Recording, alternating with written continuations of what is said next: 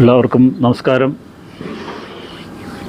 പലരും ആവശ്യപ്പെട്ട പ്രകാരം ഒരു കുംഭമേളയുടെ ഒരു ലഘു വിവരണമാണ് നമ്മൾ ഉദ്ദേശിച്ചിട്ടുള്ളത്.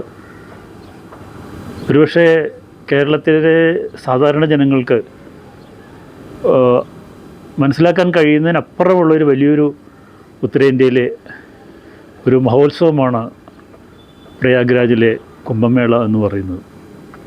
സാധാരണ കുംഭമേള നമുക്കറിയാം, 6 വർഷം കൂടുമ്പോൾ അർദ്ധ കുംഭമേളയുണ്ട്, 12 വർഷം കൂടുമ്പോൾ പൂർണ്ണ കുംഭമേളകൾ സംഭവിക്കുന്നു. അത് ഭാരതത്തിലെ 4 പ്രധാന കേന്ദ്രങ്ങൾ, ഹരിദ്വാർ, ഉജ്ജയിനി, പ്രയാഗ്രാജ്, നാസിക്, 4 കേന്ദ്രങ്ങളിലാണ്.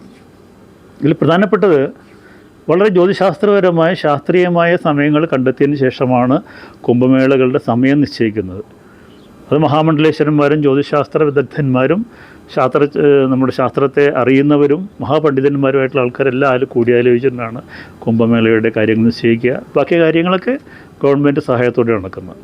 ഏതായാലും പ്രയാഗ്രാജിലെ കുംഭമേള എന്ന് പറയുന്നത് മഹാ അത്ഭുതമാണ്. ഏകദേശം മിക്കവാറും ദിവസങ്ങളിൽ 1.5-2 കോടിയോളം ആളുകൾ ഏകദേശം 40 കിലോമീറ്റർ ചുറ്റളവിലുള്ള ഗംഗയുടെ നദീതടത്തിൽ ഒന്നിച്ചു കൂടുന്നു. അവർ നിരന്തരം സഞ്ചരിച്ചുകൊണ്ടിരിക്കുകയാണ്.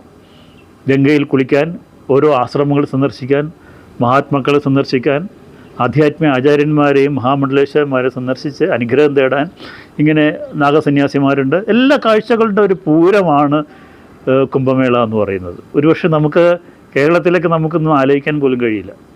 ഇത് സംഘടിപ്പിക്കുന്ന പോയിട്ട് ഇതുപോലൊരു കാഴ്ച നമുക്ക് ലോകത്തിനൊന്നും അത്ഭുതമായിട്ട് മാറിയിരിക്കാൻ.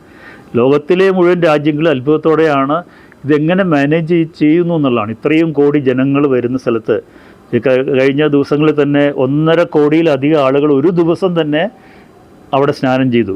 പ്രയാഗ്രാജിലെ സംഗമസ്ഥാനത്ത് സ്നാനം ചെയ്യാൻ കഴിഞ്ഞു. ഇത്രയും ആളുകൾ സുരക്ഷിതമായവർക്ക് ഭക്ഷണം വേണം, മറ്റുള്ള പ്രാഥമിക സൗകര്യങ്ങൾ വേണം. ഇതെല്ലാം വളരെ കൃത്യമായിട്ട് ഗവൺമെൻറ് പ്ലാൻ ചെയ്തിരിക്കുന്നു എന്നുള്ളതാണ്. സുരക്ഷയെ സംബന്ധിച്ചും എല്ലാ രീതിയിലുള്ള അത്യന്തം ആധുനികമായിട്ടുള്ള സംവിധാനങ്ങളും അവിടെയുണ്ട്.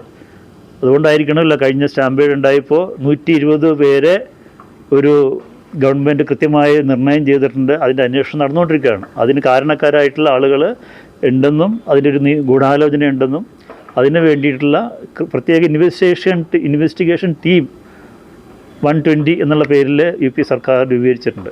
അപ്പോൾ കുംഭമേള എന്ന് പറയുന്നതിൻ്റെ ആത്മീയ ഉത്കർഷം എന്ന് പറയുന്നത് ആ ഗംഗ, യമുന, സരസ്വതി സംഗമസ്ഥാനത്തുള്ള സ്നാനം തന്നെയാണ്. അതിൽ 5 സ്നാനങ്ങളാണ് ഒരു കുംഭമേളയിൽ വരിക. അതിൽ കൃത്യമായ ജ്യോതിശാസ്ത്രപരമായിട്ടുള്ള സൂര്യൻ്റെയും വ്യാഴത്തിൻ്റെയും ചന്ദ്രൻ്റെയൊക്കെ ചലനങ്ങളെ ആസ്പദമാക്കി ഭൂമിയിലുണ്ടാകുന്ന ചില കൃത്യസമയങ്ങൾ വെച്ചിട്ടാണ് ഇത് പറയുന്നത്.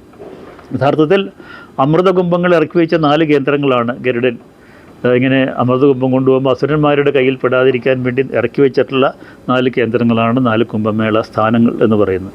ഈ സമയത്ത് സ്നാനം ചെയ്യുകയാണെങ്കിൽ അത് ജന്മാന്തരങ്ങളുടെ പുണ്യമാണെന്നും സർവ്വപാപക്ഷയമാണെന്നും കരുതപ്പെടുന്നു.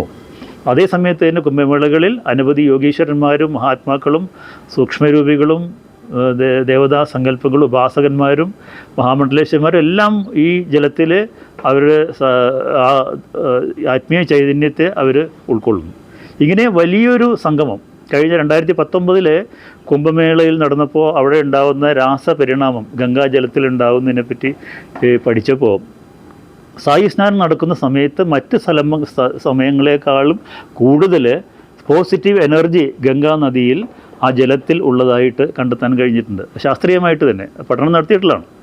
അതുപോലെ സായി സ്നാനത്തിൻ്റെ പ്രത്യേകത അതാണ്. മാത്രമല്ല ഈ ഇത്രയും ദൂരം കിലോമീറ്റർ കണക്കിന് കിടക്കുന്ന അവിടെയൊക്കെ തന്നെ ആയിരക്കണക്കിന് ആശ്രമങ്ങൾ, ആയിരക്കണക്കിന് മഹാത്മാക്കൾ, അവിടെ എല്ലാ സത്സംഗം, ഭാഗവത സപ്താഹങ്ങൾ, ഭജന, അതുപോലെ എല്ലാം നടന്നുകൊണ്ടിരിക്കുകയാണ് നിരന്തരം. ഇങ്ങനെ കുംഭമേള എന്ന് പറയുന്നത് കുറേ നാഗസന്യാസിമാർ നഗ്നരായിട്ട് നടക്കുന്നതോ ഇരിക്കുന്നതോ ആ കാഴ്ച മാത്രമല്ല, അതങ്ങനത്തെ ഒരുപാട് നമുക്ക് കാഴ്ചകൾ കാണാൻ കഴിയും. പക്ഷേ അതല്ല, ആത്മീയത എന്ന് പറയുന്നത് ആ ഗംഗ, യമുന, സരസ്വതി സ്നാനത്ത് നമ്മൾ സ്നാനം ചെയ്ത് നമ്മുടെ ജന്മാന്തരങ്ങളുടെ സുഹൃതം നേടുക എന്നുള്ളതാണ്.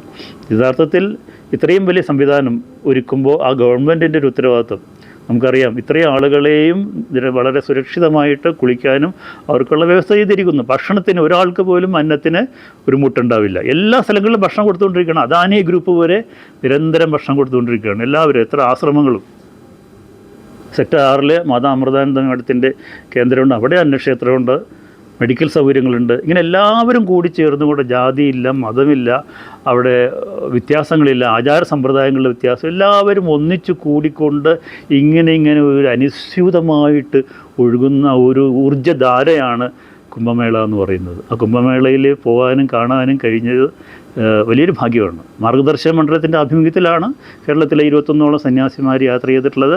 അതുമാത്രമല്ല, അതിനെ തുടർന്ന് കുംഭമേളയിൽ നടന്ന വിരാട് സന്ത് സമ്മേളനമുണ്ട്. ഭാരതത്തിലെ മുഴുവൻ സന്ത് മഹാത്മാക്കളും സന്യാസിമാരും ചേർന്നുകൊണ്ട് നമ്മുടെ ഹിന്ദു സമൂഹം നേരിടുന്ന പ്രശ്നങ്ങളെപ്പറ്റി ചർച്ച ചെയ്ത് തീരുമാനങ്ങൾ എടുത്തിട്ടുണ്ട്.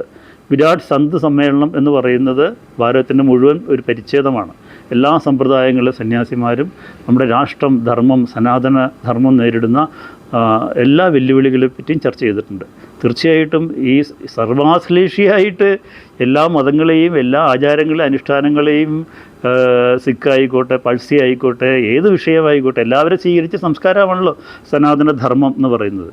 ഈ സനാതനധർമ്മം ഉള്ളതുകൊണ്ടാണ് അവരെയൊക്കെ നമുക്ക് ഉൾക്കൊള്ളാൻ കഴിഞ്ഞത്. അവർ പാലിലെങ്ങനെയാണ് പഞ്ചസാര പോലെ അവർ നമ്മളിലേക്ക് ലയിക്കുകയാണ് ചെയ്തത്. അപ്പം അതുകൊണ്ട് ഈ രാഷ്ട്രത്തിനെതിരായിട്ട് ചിന്തിക്കുന്ന ഒരു ശക്തിക്ക് രാഷ്ട്രത്തിന് നിലനിൽപ്പില്ല. ഈ ഭാരതത്തിൻ്റെ അമൃതകാലത്തിലാണ് നമ്മളിപ്പോൾ ഈ 144 വർഷം കൂടുമ്പോഴുള്ള കുംഭമേള നടക്കുന്നത്. തീർച്ചയായിട്ടും കുംഭമേളയിൽ പങ്കെടുക്കാൻ കഴിഞ്ഞതൊരു ഭാഗ്യം തന്നെയാണ്. അതിനുള്ള എല്ലാ നമ്മുടെ സങ്കല്പം തന്നെ ലോകത്തിന് വേണ്ടിയാണ്. ലോകാ സമസ്ത സുഖിനോ ഭവന്തു, എല്ലാവർക്കും വേണ്ടിയിട്ടാണ് സന്യാസി സ്നാനം ചെയ്യുന്നത്. നമ്മുടെ എല്ലാവർക്കും നല്ലത് വരട്ടെ, രാഷ്ട്രത്തിന് നല്ലത് വരട്ടെ എന്ന് പ്രാർത്ഥിക്കുന്നു. നന്ദി, നമസ്കാരം.